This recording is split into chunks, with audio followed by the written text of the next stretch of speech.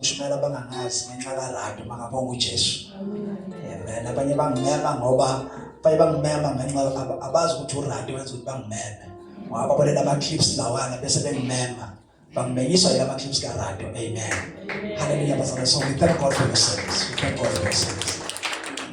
Abanye vina segole and bangithita ngingabazi ingenxa kaRado makabonga uJesu. So everybody has got indawo yakhe nje. Njengoba ngisho ukuthi abanye bahleli lapha phansi kodwa uma ngabe bangasuka bededele umsebenzi kaNkulunkulu uzoaffecteka. Ulisukele mama. Sifunda incwadi kaJoshua chapter 1 siqala kuverse 6. Isihloko sithi uJehova uyala uJoshua ukwela iJordan. Verse number 6. Yes. Qina ume isibindi ngokuba uyakwenza ukuba laba bantu badle izwe engalifungela oyise ukubanika lona.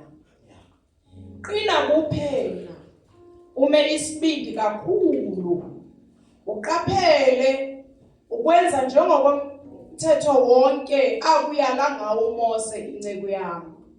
Ungaphambuki kuwo ngakwesokunene noma ngakwesokhohlo ukuba ube nempumelelo noma phi lapho uya khona.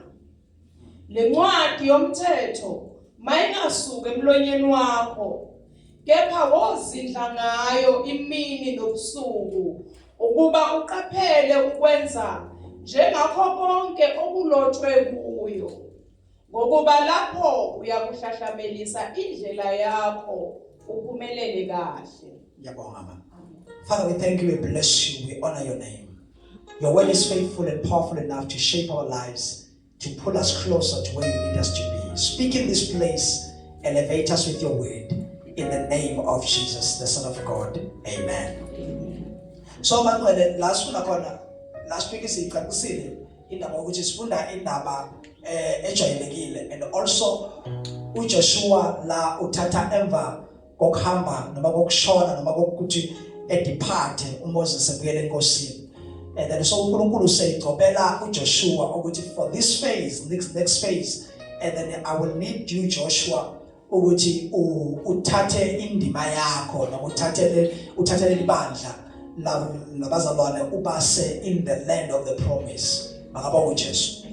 Sapeza ke emphatically ukuthi uNkulunkulu mayikhuluma naye usho izinto ezingama qualifications okudla izwe abayakulo, because izwe abayakulo abathiniswe lona, it's not a vacant place but it's a place that is occupied. And if it's not just occupied by mere people ongavele ubathinte nje kancane behluleke ubakhiphe just like that, but it occupied abantu abangama giants, ama warriors, futhi ama heroes empi abanye babo, and then bangama soldier trained. So lesizwe lesikhulu lesacacisa ukuthi there were 45 cities in this land that is called Canaan. So okusho ukuthi njengoba kuna 45 cities nama cultures akhona are diverse futhi nawo okusho ukuthi kunama cultures nearly 45 of cultures that are just operating and ruling the place. And also njengoba kunama 45 cities, that shows ukuthi kunonkulunkulu futhi abahlukene and then abakhonzwayo in those places. Kodwa uNkulunkulu bathembisa izwe that is seemingly to be spiritual corrupt and also physically corrupt. Kodwa uNkulunkulu uthi lelozwe elenu. Balibonga banenkosi. Sithaba siqala last week indaba yenza iqala ngengoma ethi elethizwe owani lombanga makabonga uJesu. So now bazalwane, and then lezwe esithengiswe lona sometimes isn't the sense of us they will look holy, they will look clean, they will look ideal to us. And we won't fight for them. There will be no need for us to put some strength to fight for them. Kanti izinto masibheke eBhayibhelini uNkulunkulu into ayithembisa abantu azikaze zivele ziwe emphekwabo zithi qatha kalula. It has to be a journey of courage and a journey of being strong. And then ukuze upreparelwe ukungena noma ukudla izwe noma ukudla your promise, there are things that need to be set in your life, in your mind, in your spirit, in your soul. more than physically. Because the physical body is not powerful enough to take over the land or to take over the promise that you've been promised. It's your spiritual state and also it's your mental state. If you are strong spiritually, uba strong, and then those things are very important. More than ukujima physically. Because we are about to talk about social now. Kunabantu abakhulu kangaka nabajayiza ngabo. Indlela yokuyiprepare abamusikhosana mhlawumbe sasingathi bekumele indlela yonke le ngabe babhizi bacija amasotsheni. But asizwa ukuthi bacija amasotsheni ukuze kuyodliwa izwe abayakulo. Noma sebezwile ukuthi kunama giants nemijondoshiya lapha, but asizwa ukuthi bacija impi wathi uNkulunkulu cijani impi endleleni and then niwacija amasotsha abe ready to take over and to fight. But in the thing uNkulunkulu ngabe sefika eJordan uba ukhuluma no Joshua into ebalekile uthi umtshela ukuthi be courageous. In fact, not just be courageous, be very courageous. Call me courageous. Kodwa uma sethiwa be very courageous okusho ukuthi nawe uyakhona uyabona into ebesabusana. So you must be very courageous because uya ezweni othenjiswe lona kodwa kunezinto ezobesabisa uzofisa nokudedela. But you must be very courageous and be very strong. Yibuqini umesiphi. Ingakho iBhayibheli uma likhuluma kuma Ephesians chapter 6 uthi Paul and then elokugcina qinani kubazalwane enkosini ngisho last week ukuthi le ndlela esihambayo ayidinga abantu abayethelete. Ayidinga abantu abathi nawo mina ngisindisiwe yonke into izoba right and then no, there are no weakness ones here, but there are strong ones here. Tsindiso is calling you to be strong and be courageous, be very brave. The spirit of facing challenges of life.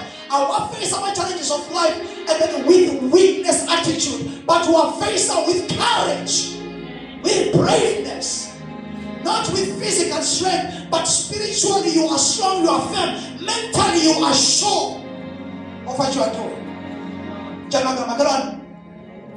Elakhizo kodwa kunabantu abahleli kulo. Mtshela futhi nomunye ukuthi makhelwane le position oyifunayo eyakho kodwa kunomuntu oqhwakele kule position. Kodwa uNkulunkulu uthembise wena le position. Wena udiscourage ukuthi uthema uthi uphakamisa amehlo kule position othenjiswa yona wafika nomuntu ohleli kule position. Kanti uNkulunkulu uthi eyakho. Dala uNkulunkulu bazamleba mnika abantwana. Iposition kabani? Ngiyambona oqhwakele kule position. Kodwa uNkulunkulu uthenge kabani bazalwane?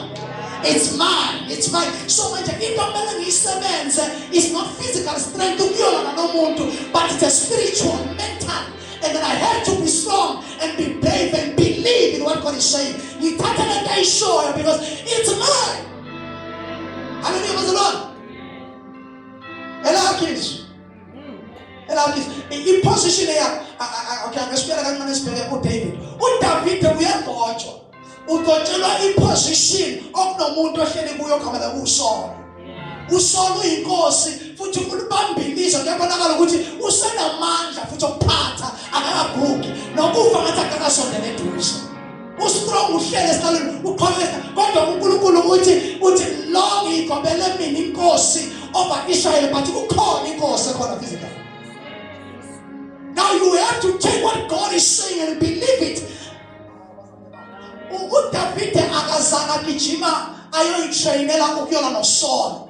That's why no uSaul as a persecutor emgijimisa akalwanga noSaul wayebaleka because let be ayikho physical. Because the position that you are given first spiritually, it's yours. It's going to manifest in the physical. Let God do the work. While you see Him, you will be the witness of what God is doing.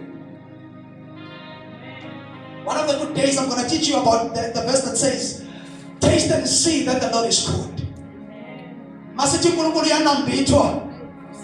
and then besebonwa bese uzwe ukuthi impela uNkulunkulu unjani muhle simnambitha kanjani uNkulunkulu. It's by experiencing things bese experience uNkulunkulu phakathi kwesi ukuthi singene amen bese phakathi esimeni sibona uNkulunkulu engena bese siyambona uNkulunkulu in that situation asikhiphe sitabula leso simo. Now we have tasted and seen that the Lord is good. What was supposed to destroy me, I've seen God and because and preserve my life and carry me through this. Sasa and then somebody ngimzwile uNkulunkulu ngimbonile uNkulunkulu ngimnambithile. So into omusa uNkulunkulu yona singakutshelanga ngokuthi uyizwe ngamadlebe kuphela, but you have tasted him, you have experienced him. Umbonile ekudabula. Nothing on earth can convince you otherwise, because I had a physical encounter with him in a situation. Ubani osengama phambi kaShadrach noMeshach noAbednego ethi lento kaNkulunkulu ayikho emva kokuba semlilweni. You'll never convince them otherwise. Yeah. You cannot convince me otherwise. Uyabona masicela ukushumayela ukuthi Jesu inkosi. Tama akungomunye convince otherwise. Kodwa uma lo Jesu inkosi omamukele usuhambe naye wadlula amagquma namathafa wabasayikhinsini wambona uNkulunkulu ekuthwala, and then no one can take that experience away from you. I've tasted and see him. I know the Lord is good. I know the Lord is good. I'm going to listen. I'm going to ngimthinte, angaze ngimsmele, angaze ngimkudle, ngimuzwe physical. Angikwazi kumbeka in a tube of tasting ukuthi real, but I've tasted and seen that the Lord is good because I've been through something and I've seen it. I've seen it. I've seen it. If you have tasted God and see him that way, kuzofika la khona kuthi noma sengathiwa ufika la khona kwisigaba la khona mentally ukuthi noma sengathiwa kunevoice eqhamukayo ethi eqhamuka ezulwini ithi I know, and then indaba yezulu nesihoko into engasekho, and then nonke seniyiphilele phakade eyasindisiwe noma usindisiwe seniyiphilela nje ngendlela niyiphila ngayo ngokwenu eyikhonzela lokho noma uyikhonzela lokho wayikhonzela. But when noma ngavela yiphi voice manje, I've tasted and find this God to be good than any other. Noma sengavela uyena uNkulunkulu ethi no usungayikhetha noma yiphi usungakhetha nabakini ofuna ukhetha abakini ubakhonze, angisana nkinga sekunomuso othithimayo ukuthi manje seniyongena nonke noma ukhetha abakini ungena ngabakini ungena ngoshembe ungena ngani. No, but mina I've tasted and find that this God I'm serving, I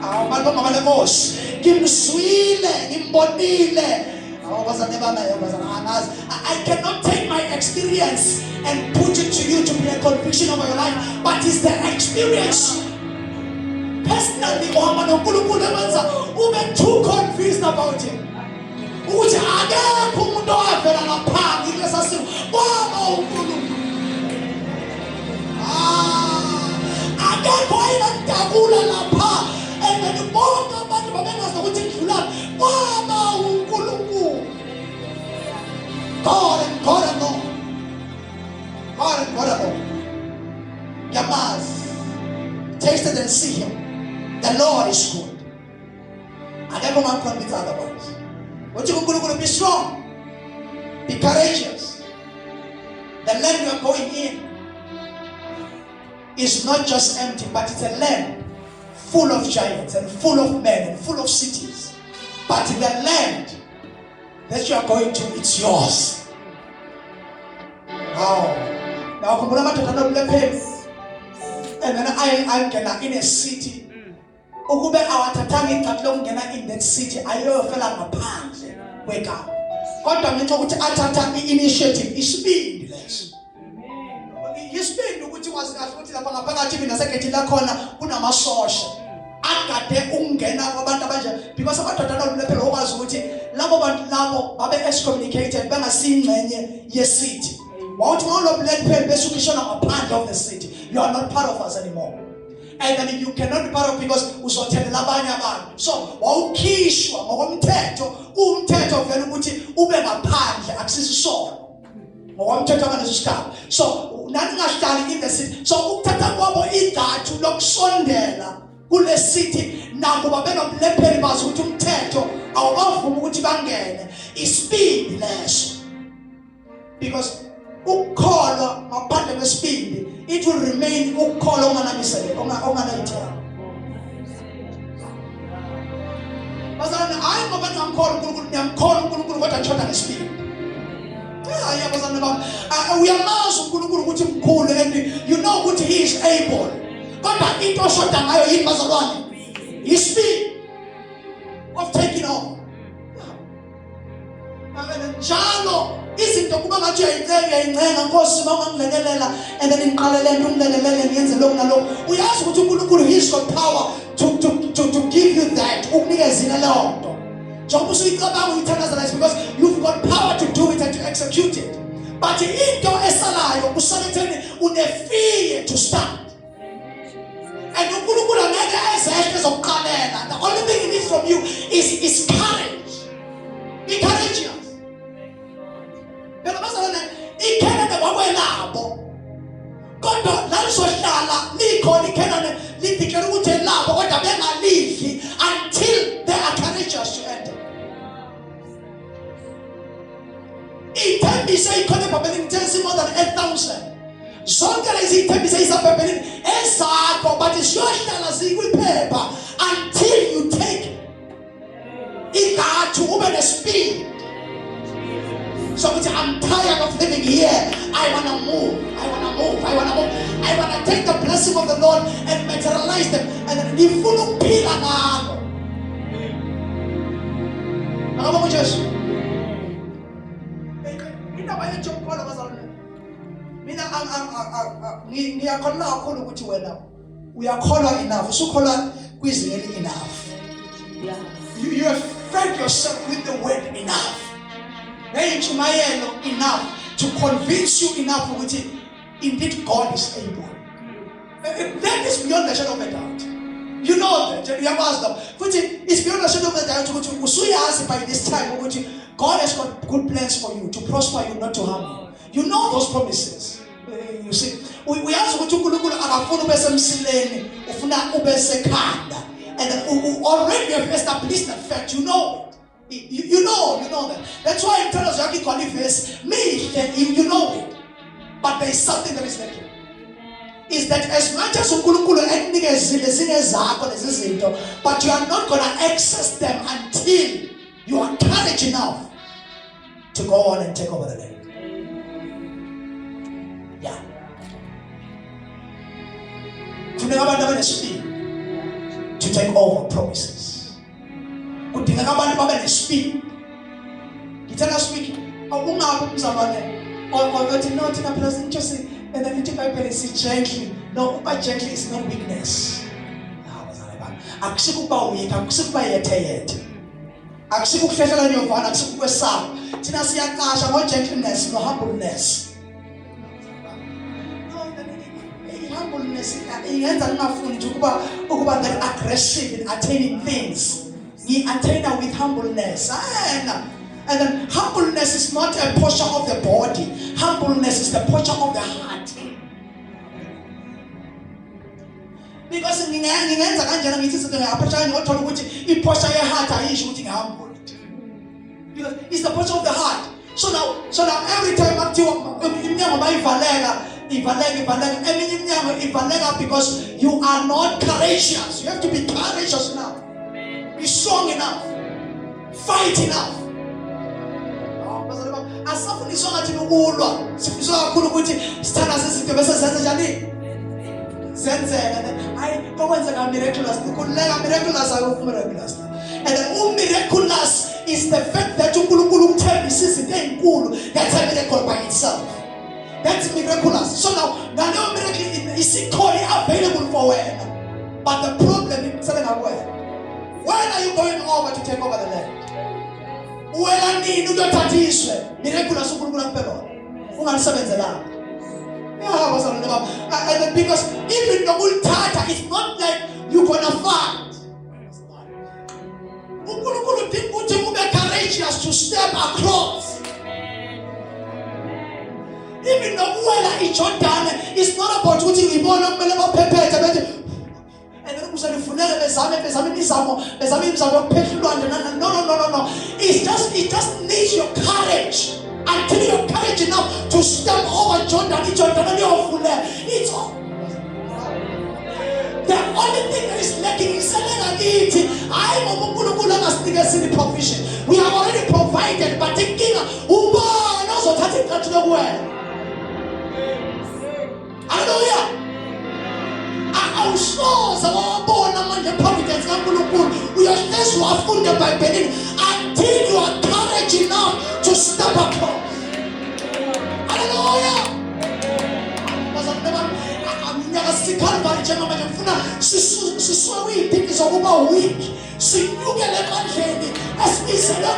The land is yours, but take the step. Take the initiative. Take the step. The blessing is already yours.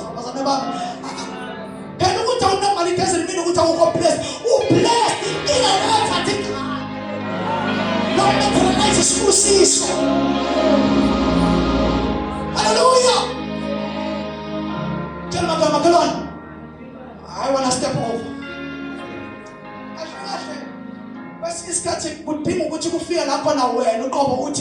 Enough is enough. Enough is enough. I'm tired of this. I'm tired of this. And then I rather take a risk and be courageous and bold enough. I'm tossing up. I'm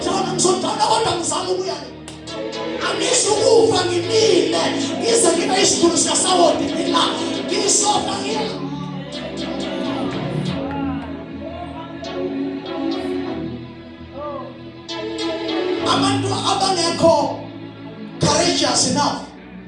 They die in the same position. They tell us ithembiso zikude beyibona ziqhama kodwa inkinga abaqabe iRiver Jordan ukuthi siyowela kanjani siye kuleya day yethu kodwa manje asikwazi ukufika lapha. And sibe siyeswa and then ama report ukuthi indawo yenu inlindile. Inkinga ukuthi sizofika kanjani sibe sikhathana ukuthi inkinga ulwandle.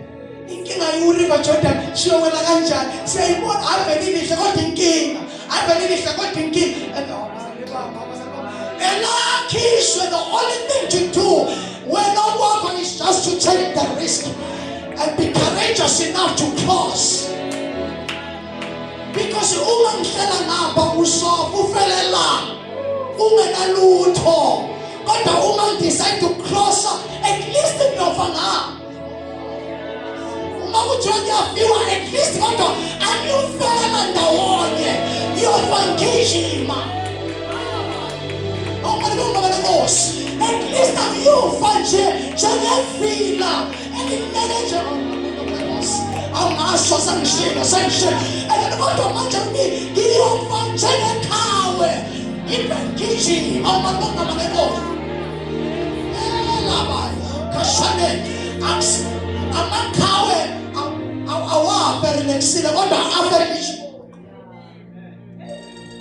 after ya kona makong jo ufe umeya pucha jo ufe lemsebenzini ufe umeyakho and masebo mama besefile and then South Africa bese touch flag yobekwa phezu lokunje yakhe. Why? Because uyahlonishwa kufikawe akafanga nje hleli akufanga nebethona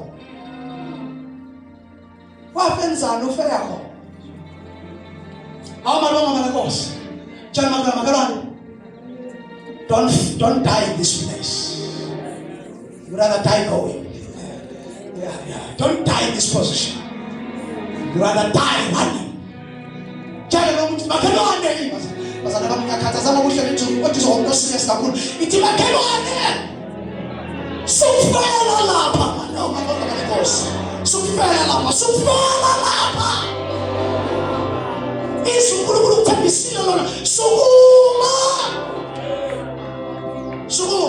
Suku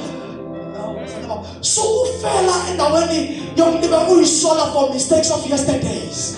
Njalo undani makumele umuve ulibuthi inkinga mina ngabotha umntwana, inkinga mina and then ngashonela abazali, inkinga mina ngashonela umntwana, inkinga mina ngalahlekelwa ukuthi inkinga mina abazali bami bangishela kancane, inkinga ngiyeyiso ngibuka abazali bami awusukume wena awusukume sukufela ingeni uNkulunkulu ethambisile ukuzondana. I refuse to die suffering in my pain, swallowed by things of my past. I refuse to die being swallowed by the mistakes I've done. I want to die when my mistakes are in words and die in that position. When God is calling me for better position, rise up and walk. I want to be sure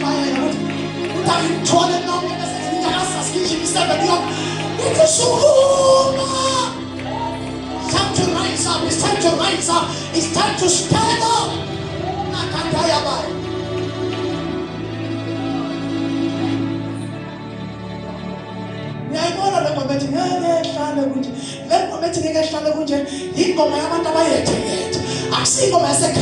Because we are the people who run for things to get better. As which was a no.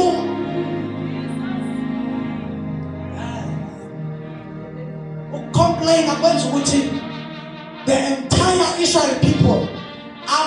Make it beat a bafa bonke mafelendlini wasalamado damabili uCaleb no Joshua. Bonke labo abanye the millions of them they died along the journey. Bangena isizukulwane esisha abazali endlini. No Caleb no Joshua phela. Why Caleb and Joshua? Ima bathi babebuya ukuyobona izwe. Babuya bekhuluma ilanguage eyodwa. Ethi izwe silibonile lihle ligcwele uju nobisi bangakhuluma ukwesaba bathi let's go there now and take over the land. Let us go there now and take over what was the land? The land. It's ours. Unkulunkulu sithembisa into ekhona. Bebona mabela pha babela ukuyobona nje ukuthi ukuyoconfirm lento esho uNkulunkulu. Ngoba into ngawe ukuthi uyela ukuyoconfirm ukuthi lethi iqiniso uNkulunkulu ayishoyo bese uconfirm nokuthi iattainable ilona. Possible in vele. And then ngiyazi ukuthi angi-applyele le position le. And then uze uthi ayicha ikhona le position bese ufika ubheka ukuthi ku-attain ku-possible kodwa ngiyayithatha ubani ophethe leyo ndawo. So wena ayi nakuba khona uNkulunkulu namandla kodwa inkinga kunomuntu osahleli kulesa sihlalo. Into give up isa njalo makumele uthi take over the promise about your life ukuthi kukhona oqhakele endaweni edeclare ukuthi ngeyakho bese ujaja ngokuthi leyo nto ayibelong kuwena ibelonga kulowo muntu. Kanti ukuthi iphethwe yilowo muntu akusho ukuthi yakhe. Basana nikhona bazalwane. That's why iBhayibheli livesha ukuthi ingcebo yababi ibekela abanye abazalwane abalungileyo. Manje njalo iBhayibheli lizama ukuveza the posture the position ethi and then kahle kahle izinto ezihleli kwabangalungile initially ezabangcwele. But siyohleze sesalenza abantu abarong until abangcwele bethatha iposition yabo and then yokuthi babe brave and strong in the Lord and believe in God and take over and take what's theirs, not by fighting physically. Supervisor and then she has it's not a physical thing, it's a spiritual thing. The more we are strong in believing what you and then you pray for it. We also get a few years after that. Also said, hey, no, say transfer manje. You transfer la kuphi ngiyahamba ngiyakuphi kuphi and in fact ngiyahamba manje sengiyakuphi kuphi and lana uzosala ku vacant. Hayi ngoba uzosala vacant uNkulunkulu ukwenzele wena ithuba because you believed him. Mabanga Nkosi. Believe God. Yakala ukuyibheka vele wena uwiki. Ngabazali baphela thina siwiki thina asho yasibona thina. Vele wena uwiki. Now, you cannot attain a thing. Kodwa then uthe uNkulunkulu kuJoshua mabeqala bekhuluma indaba wathi njengoba bekunoMoses umbonile nje bekunoMoses yebo wabona ukuthi ngenzeni iMoses yebo amvulele ulwandle olubovu ngenza 1 or 2 ngehlisa imani ehlane ngenza lokho nalokho and njengoba ubonile ngenza lezi zinto kuMoses nakuwe kuyoba njalo even more. uNkulunkulu wayeza ukucommunicate lokho njengoba bekunoMoses nawe sengiyoba nawe. Now into ekwenza uhambe unqobe izizwe udle ifa nokuthi wenze izinto ezinkulu is not because of how strong you are physical but it's because of the one that you are going with. Kungenxa kaNkulunkulu engihamba naye. Hallelujah bazalwane. So nayo ke secret kaJoshua it's not physical training. But it's the one who is going with. But naye lo hamba nayo uNkulunkulu akakwazi uoperator kumagwala. Asiwafuna magwala yo asiwafuna magwala shona. Isho njalo mshoza. Itasiwafuna magwala asiwafuna magwala shona. Masenteleka lapha ezikoleni then suke serious kanje. Mase niphethe kahle kanjena nje. Nani icula ngiza nababa faka oboshini Dio asiwafuna maphela shona kahle ushosho mama malekhosi so now but leliswe even though ningelethu kodwa amagwala wafuneka lapho kaJesu nje wona ukuthi amagwala kahlahla wasevayo because noma bethiwa physical kuligwala kodwa waswamukela uMongcwele ukunikeza amandla neboldness bekuPeter ukuthi wabanjani kwacaca ukuthi nako uPeter emethembu uJesu emthanda kodwa akaphelele uPeter until uPeter agcwalise ngomoya abe bold enough to stand. So ubugwala kuyakwenza ukuthi everything that is yours ungakwazi ukuyi-attenga because ugcwele ubugwala. No, mina ngiyasaba ukuba offensive. No, khona ukuba offensive. Bese bakhona ini bazalwane ubugwala. We are not teaching you to be rude, but we are teaching you to be courageous. Not teaching you to be ignorant, but to be courageous and to be strong. And not teaching you to be arrogant, but to be courageous. Uba courageous, it doesn't mean ukuthi kumele ube arrogant. Asho arrogance siyazi bazalwane. Rudeness siyazi. It's not what we are teaching. It's not what the Bible is teaching. It teaches the posture of the heart and the mental situation. Ukuthi you become bold and sure of what you are going to do. Ukuthi nothing will stop me. Nothing will stop me. And nama giants aphethelelazo, they cannot stop me ngoba sengizwe izwi lengimzini. Anginamandla physical okulwa nabo but unamandla engihamba naye. Greater is he that is in you than the one that is in the world. So the promises of God are yours. But they will remain promises, not manifesting until you take initiative. Kuyahleze nje kungama promise. Esilibe so declare unyaka nonyaka. Manje njengoba sishoda ngabandla nje kulezi insuku khona abalindele uJanuary.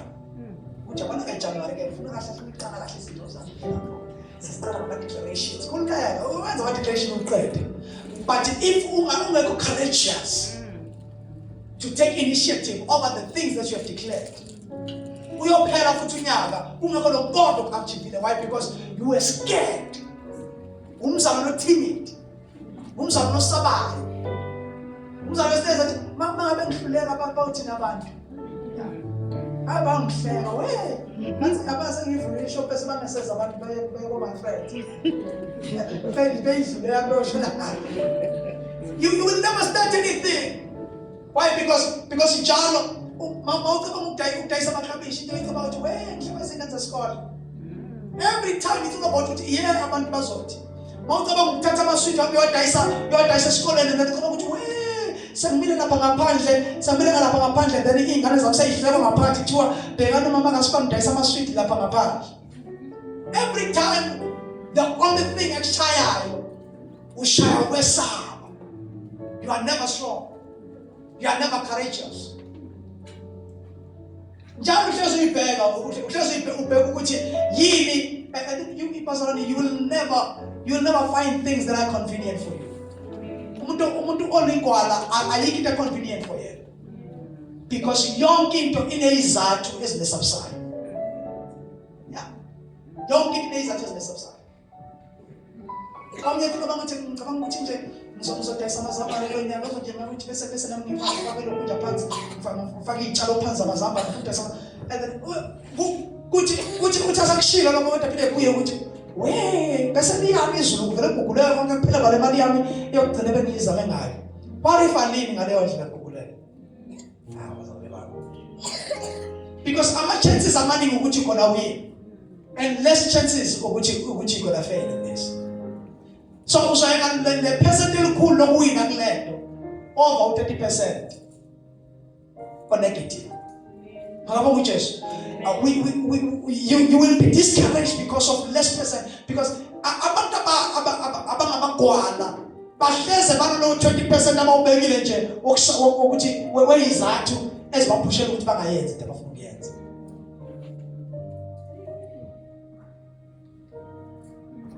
No, uzobeka something edrobheni and then bese ngidayisa khona and then uzobe secabanga wasinyala ukuthi bese ngigibela every day ngedrobheni.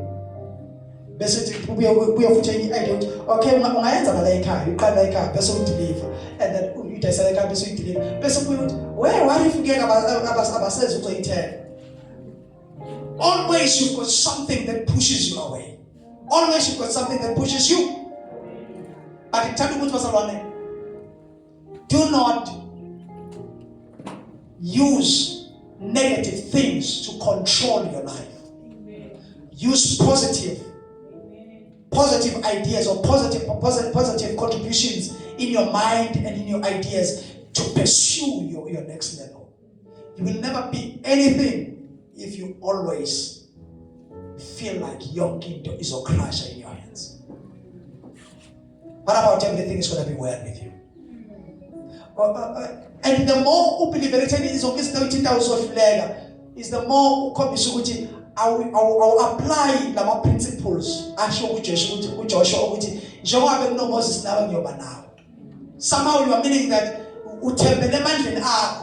because even the man said failure before, God, but this time around, and then now God said He's coming with me. Go over and take over the land. Go over and possess all the promises of God over your life. But you need to be strong. You need to be brave. You need to be courageous. Yima uqini speed babuskosana. Uqini speed. Fundawo yokukhanda imiqhasho, there's 1 or 2 and then yima uqini speed. Yakela ukuthi abantu abaningi ngeke kuzolunga nani as much as words are my ideas, but what about you taking an initiative, ube ne speed and be bold in what you want to do. Ngiyafina umqasho but manje indawo imali yokuqala yokuthenga isite nani and then what about ngobunomuzi, what about ukuthi uqale la ngemuva kwakho ufaka ama-rooms khona kuzobe sekuyangcono la ekhaya we njalo nesizathu hey bese bengcolisa izindlu zami. No bazala, be courageous, be strong, even the speed. Sengiyesa amagwinya mina we bazongihleka mina nami sengifaka mina bangazifaka ngifaka amahili qokana kahle sengiqhama namagwinya yini amagwinya kusaright sidla wona musi nje nathi sithi sifaka amasudu size sizothenga yini bazalwane amagwinya kodwa bese kunzima ukwadayisa. How much longer will it cost? Be brave. Be very courageous. Go for it. Yeah. And we are going to stop December.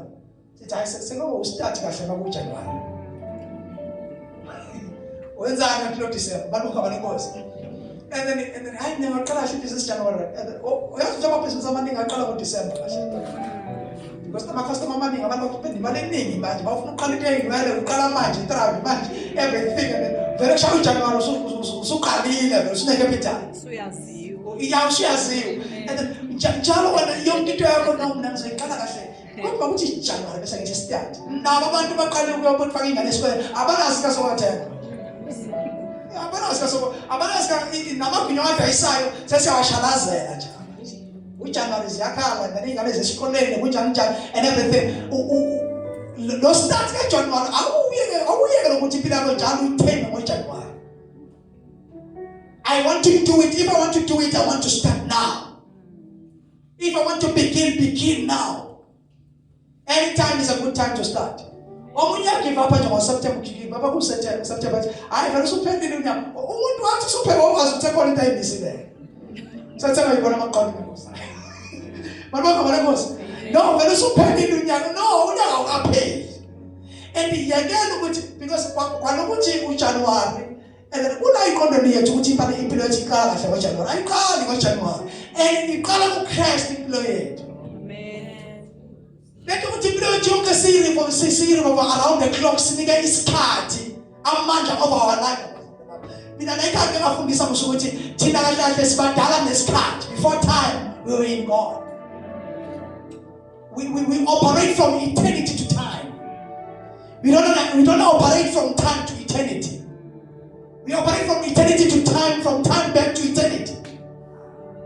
When we manifest our vision and our callings and our purpose, we manifest what we were given eternity. And then we manifest with those things. See, manifest that in time. Because it doesn't in the way you manifest that is earth realm.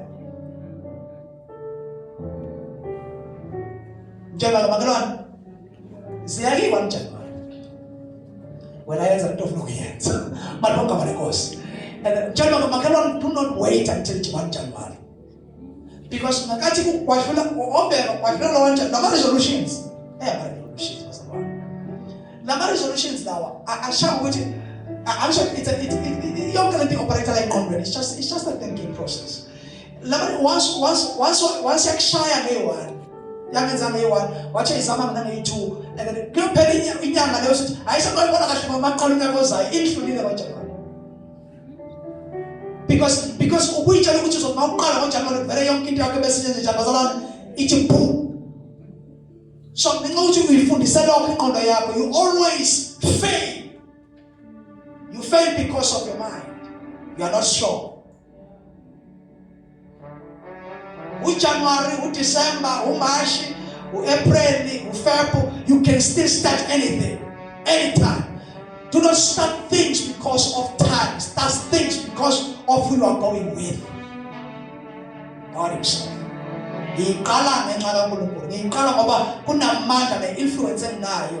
That is coming from the one I'm going with. It's coming from Jesus. I'm trusting Him. So what about this? One message on the matter. So I'm looking at the guy, right?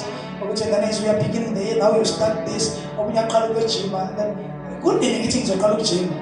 How would you? Yeah, Imam is a Muhammad, kitchen, and a bar, the walk. Kichikichi manyochi na lepezu na robotini vinde nguye kichikichi le nguye ndikosta sithi ngokuska akasanje ngizamazabe for few weeks and then maqala unyaka emva kwalokho ikathala once ngakathala nje kanye angisabuyeli because now I think ama resolutions wona once you fail kanye kuona you just feel like impilo isimini somebody phinde uqala ngonyaka ozayo then mangifeyila ngibona ukuthi hayi ngoJanuwari futhi ngizoqala ngeke uzobona ukuthi babuza uJanuwari yimi lo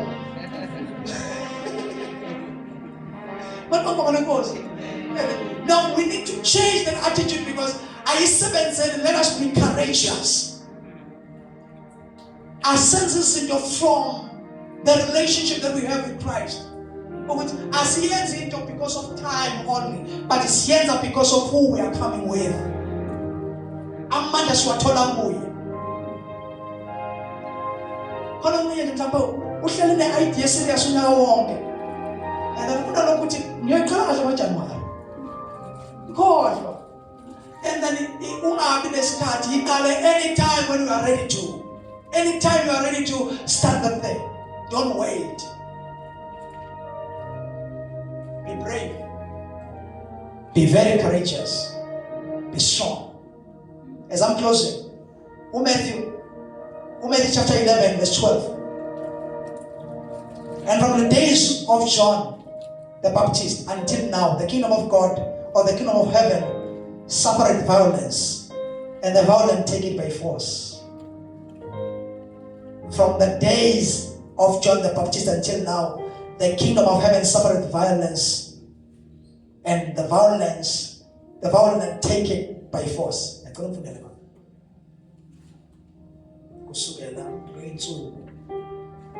Kepha kusukela emhleni kaJohane uMbhapatisi kuze kube manje, umbuso wezulu uyafuzulwa, nabafuzulayo bayawuphanga. And then kusukela insuku zikaJohn the Baptist, umbuso wezulu wenziwa kanjani? Uyafuzulwa, is taken by violence.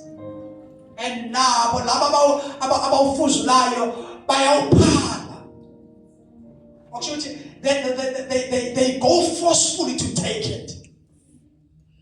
Kuba ngathi abantu arrogant. Ungaba mistaken for being arrogant, but they are not arrogant. It's just that umbuso kaNkulunkulu uyaphangwa. You don't wait ukuthi no sengiyilungisa kusasa. You take it now. Ayikho ukuthi and then no. Manisho John the Baptist wayethi yena ndalo yeinyoka nibona before that wayekalethi and then pendukana umbuso sonjani ususondele so kwakungeke indaba ukuthi kumele uye ekhaya uyocabanga. Kwamele ujumpe in right now ubhabhadiswe futhi khona manje and then ukufuzule baba uthatha by force bebamsaba. So now from that day until now, the kingdom of God suffers violence, and then nalaba bawufuzulayo bawuthatha by force. Okushithi babewuthatha and then bawuthatha ngathi bayawuphanga. Kanjalo in what you are doing, in your journey of salvation, the things of God or the promises of God, take them by force. Take them by force. And then the Bible is soft. It's not about what you are not soft. When those who take it, they take it by force. The things of the kingdom, as in them, I will be all weak when you are coming for them. It's already yours. Take it by force. And then it's not about you hamba nathi mkhululi wethu no sithi hamba nathi mkhululi wethu sibe already vele unyawo siyalwelisa. We take it by force. Amashayina welindona lapha saseswazi and then abaseKorea babethula ingoma baqala eSouth Africa ngisafunde primary baqala eSouth Africa babafundisa ingoma ethi hamba nathi mkhululi wethu Chaba ithula kahle basesela. Mase befika ngale nje sebakhohle ukuthi kufakwa kukhela. Mabefika ngale ngithi nasesizobona mabeqoba hamba nathi kululi wethu.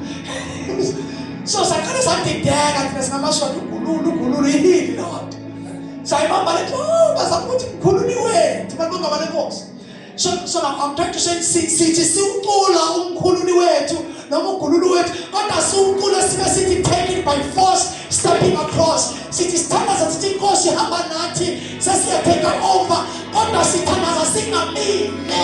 We take it by force.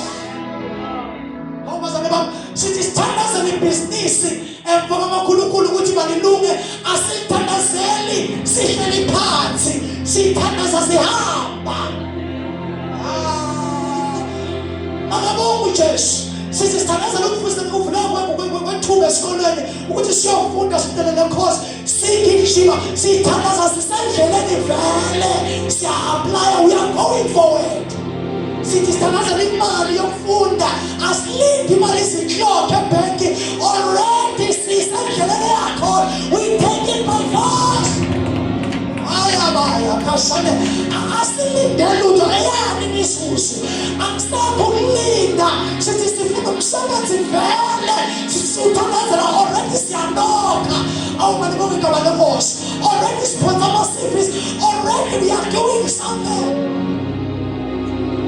Let's stand all of us now, friends.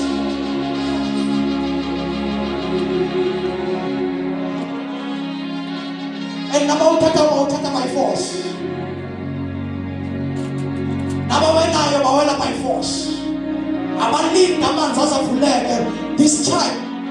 Akulindi amanzi ukuthi avuleke njengalolo suku belinde eriva ku-Red River no ku-Red Sea.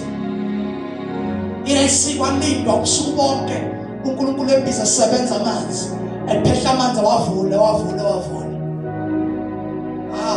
Sayikhuluma leyo ngephasika ukuthi kwenzakalani lapho before kusevuleka amanzi. Sayikhuluma ukuthi kwenzakalani before kuvuleka amanzi. Before time, iBhayibheli liveza ukuthi wafika uNkulunkulu wahamba kule migudu. Wazoveza ukuthi washiya ama-footprints ukuthi there are people abayodlula la ngelinye ilanga. And then baba Israyeli, labo bantu labo niyobezwa mhla befika la. But ukuthi abayemu Israyeli bakhonjwa, kwabonakala ukuthi lezi ndlela yamazi Israyeli yavuleka. Malonga balakosi. So now when we speak of this, ukuthi ithathwa by force, asilindi the whole night kuvuleka amanzi, and then we go through it. Uma azofuleka siswima, but ayosifika siswima along the way. How malonga balakosi. But do not stand. Do something. Move. He's a moving God. Always God is moving. Always God is doing a new thing. Always God is rising somebody. Always God is pushing someone somewhere. But if uzohlele njalo ulindele ukuthi uNkulunkulu uzobenza izinto kalula, wena ungenzile lutho, you have to do something. You have to move. You have to move with the cloud. Why asisi uNkulunkulu ukuthi wayetshela uIsrael ukuthi ayike manje sezobele ekhanjwe. Njengoba vele ekhaya the cloud, bakhamba icloud bayene uIsrael.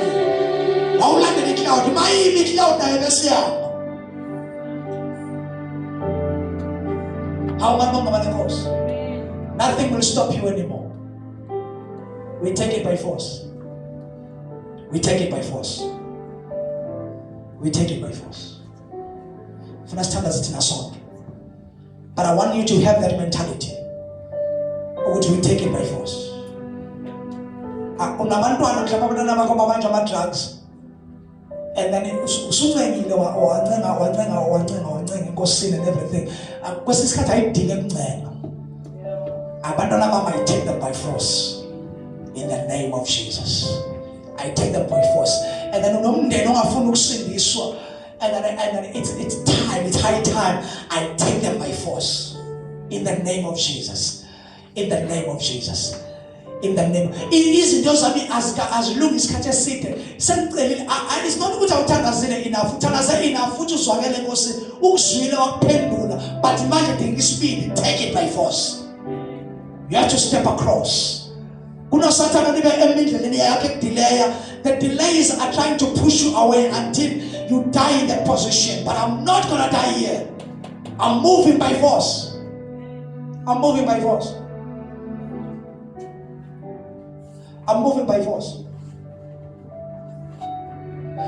I'm soon this it was in Canada zone. I will pioneer things.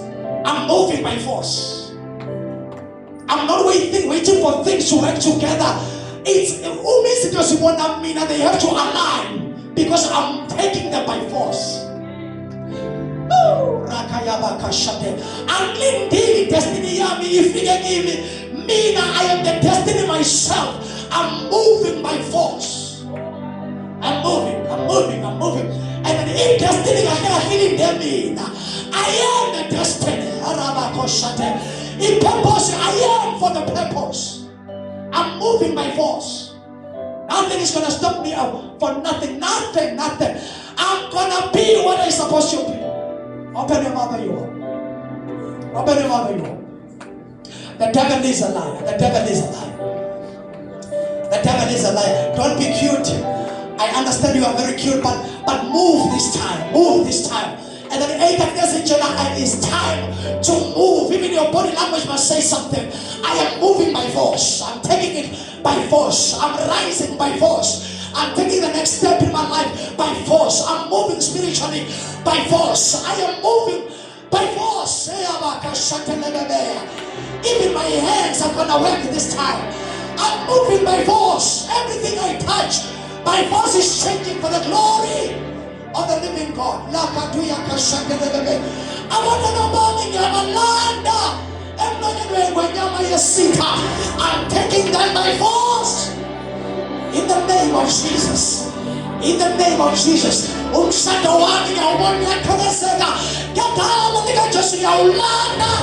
are people by force.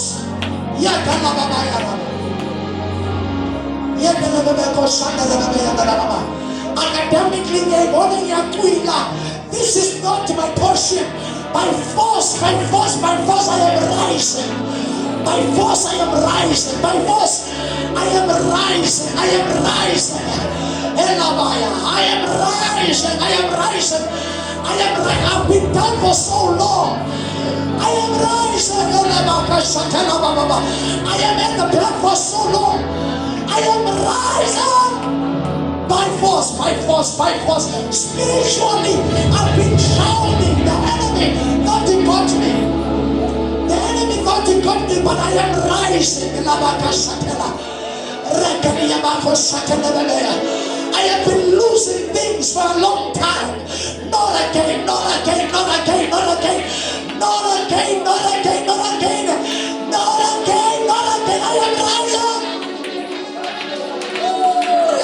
Shatela, Legacia Bacashande, Mirababa Shandelea, Lezuka Diabaka Shandelia, Melabeka Shandelebeka Shatania, Likatuyabaka Shandelebeka Shate. I've been suffering in pain for so long. I am stepping out of this pain, rising to my destiny, rising to my purpose, rising to what I was born for, rising to what I was called for, rising. I'm taking a step this time. Like I see Takediamaya, Nesukadiamako Sunday, Rekiliamako Sunday, Labaka Shakara Mama Sotora, Rikaduyabaka Shakalaba. I've been speaking into this organic business of the wood. I am starting small right now. I am rising. I'm taking an initiative. Here Tandaza, I am starting. Here Tandaza, I'm also starting. Here Tandaza, I'm also doing. Here Tandaza, I'm all Rabaya. Rakayabaka Shatela. Lekesutakedeyabaya. If you look for a boutique store, and then you never figures you know what even a store. I am rising. It is online. Get out of the organization. It is online. It is starting in the name of I am rising. I am rising. I am rising. I'm moving. Yashuma, somehow I'm doing something. Yashuma, I'm not gonna wait for time. Time is waiting for eternity. I'm coming with the eternity purpose on time. Like nothing, no time can deny eternity purpose. When eternity collides with time, time bound to respect. In the name of Jesus, I move in eternity and moving with it in time. In the name of Jesus. I was born for such a time. I was born to impact my generation. I was born to touch the land with glory. I refuse to exit my generation and leave my generation the same. In the name of Jesus, I refuse to enter in this generation. I am called for impact in the nations of the world, in the generation of my life. Lakaduya Kateya Bakashatala, Lakazia Kateya Baba, Rekadia Bakoshatala Babaya, Ilababa Bakoshatala Baba, Rikadus and Lemaya. I refuse to exit the generation dying is dying. I came with eternity purpose. Right on time. Lakasukapia. Rekalia Makosandelia. Mandiba Kosandelia. I am the voice in my generation. I refuse to be silenced. Lava Kashakana. I am the voice in my generation. I refuse to be silenced. I'm rising.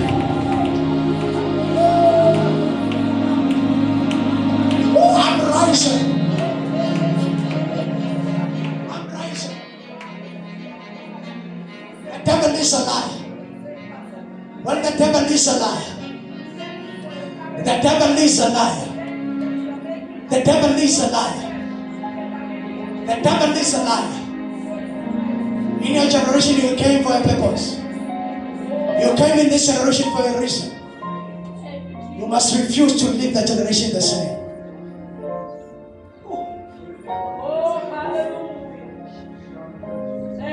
You must refuse to exit the generation and live with the generation the same. It's an error to be born in your time and conform to time and conform to the time. We are born carrying change of the generation. You are not born to be normal in your generation. You are born to be peculiar. The generation need your oil, need your anointing, need your gift, need your calling, need your voice, need your art, need your expertise. Your generation needs you. You have studied what you have studied because your generation needs you. Be peculiar in what you are doing. Don't be like anybody else. Be different. There is a professional born. This one is different in what he is doing. He produces a better quality than others. His service is different than others.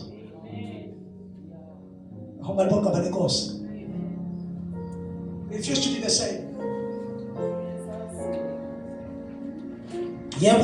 But refuse to be teacher of another. You are born to impact. Your teaching mustn't be the same as others. Mustn't be the same as other nurses. My expertise are not the same. Accompanied by a certain oil.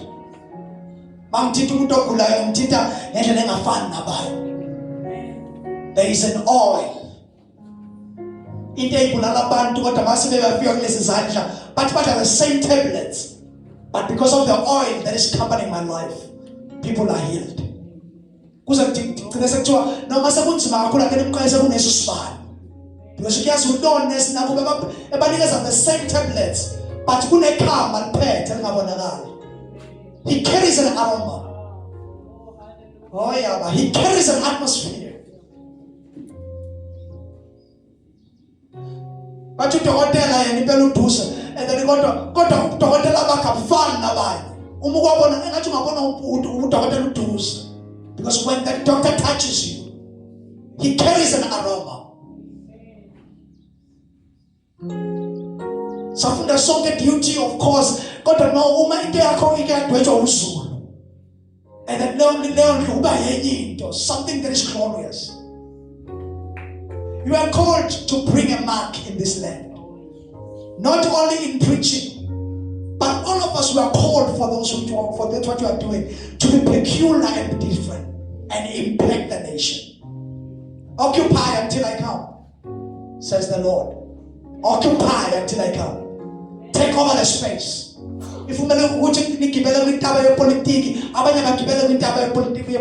and occupy that space until Christ comes.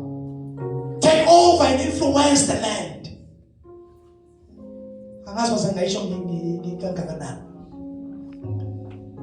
You will be different. You are different. You are born for difference. You are born to bring change. Don't be conformed to the standard of where you have come into.